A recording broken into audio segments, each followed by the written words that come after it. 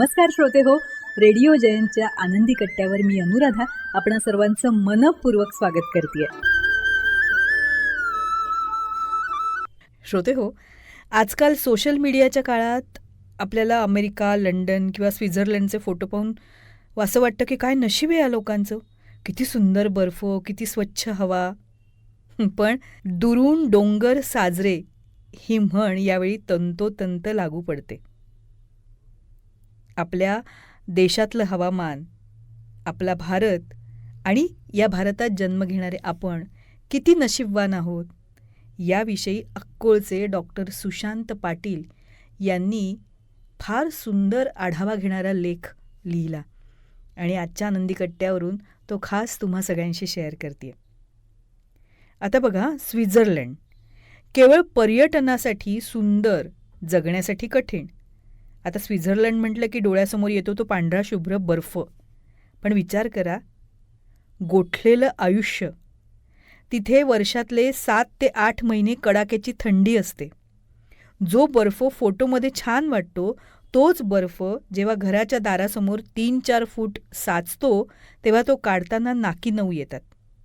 तसंच तिथे शेतीचाही अभाव आहे. अशा हवामानामुळे तिथे आपल्यासारखी विविध कडधान्य किंवा फळं, भाजीपाला पिकवणं हे अशक्य आहे आणि त्यामुळे तिथल्या लोकांना अन्नधान्य आयात करावं लागतं. आता लंडन, सूर्यप्रकाशासाठी आसुसलेले लोक. लंडनच्या हवामानाचा भरवसा कोणीच देऊ शकत नाही.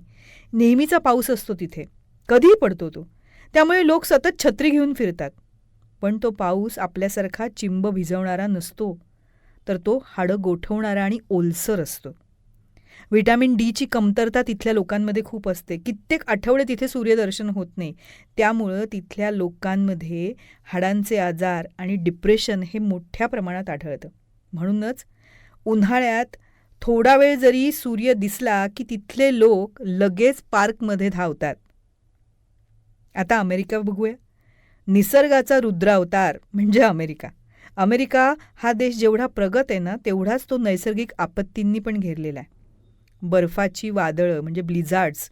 अमेरिकेत जेव्हा बर्फाची वादळं येतात ना, तेव्हा वीज पुरवठा खंडित होतो, हिटिंग सिस्टीम बंद पडते आणि लोक घरातच गोठून मृत्यू पावल्याच्या घटनाही दरवर्षी घडतात. टोर्नाडो काही राज्यांमध्ये इतकी भयानक चक्रीवादळं येतात की अख्खी घरं हवेत उडून जातात. मग अशा भीतीखाली जगण्यापेक्षा आपला भारत देश कितीतरी पटीनं सुरक्षित आहे की नाही. रशिया आणि कॅनडाची परिस्थिती काही वेगळी नाही. तिथे उणे 50 अंशाचा छळ सुरू असतो. या देशातल्या काही भागात तापमान उणे 40 ते 50 अंशापर्यंत जातं. तिथे साध्या पाण्याचा बर्फ व्हायलाही काही सेकंद लागतात. मग अशा ठिकाणी राहणं म्हणजे निसर्गाशी रोजचं युद्धच असतं. आपण भारतात राहणारे लोक खरंच खूप भाग्याचे आहोत. कारण न मोजता रोज मिळणारा सूर्यप्रकाश, आपल्याला वर्षभर मोफत व्हिटॅमिन डी देणारा सूर्यप्रकाश मिळतो आपल्याला, जो जगातल्या निम्म्या देशांना मिळतच नाही. मोजून 4-4 महिने निसर्गानं आपल्याला बदलायची संधी दिली आहे. आपण उन्हाळ्यामध्ये आंबे खातो, पावसाळ्यात निसर्गाच्या हिरवाईचा आनंद घेतो, हिवाळ्यात आल्हाददायक वातावरणात काम करतो. आपल्याकडे अतिरेक नाही आहे. आपल्याकडे रशियासारखा हाडं गोठवणारा बर्फ नाही आहे. दुबईसारखं अंगाची राख करणारा ऊन नाही आहे. आपल्याकडे मध्यम मार्ग आहे. अन्नधान्याची श्रीमंती आहे. आपल्या हवामानामुळे आपण वर्षातून 3-3 पिकं घेऊ शकतो.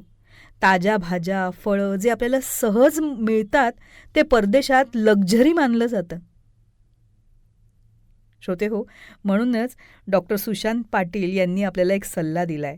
ते सांगतात, परदेशाचे फोटो पाहून स्वतःच्या नशिबाला दोष देऊ नका. आपण अशा भूमीत जन्माला आलोय जिथे निसर्ग आपली माय बनून आपली काळजी घेतो. तो आपला वैरी बनत नाही. म्हणूनच या अतिशय सोन्यासारख्या हवामानाचा आनंद घ्या, व्यायाम करा, निरोगी राहा आणि हो, आपल्या मातृभूमीवर मनापासून प्रेम करा.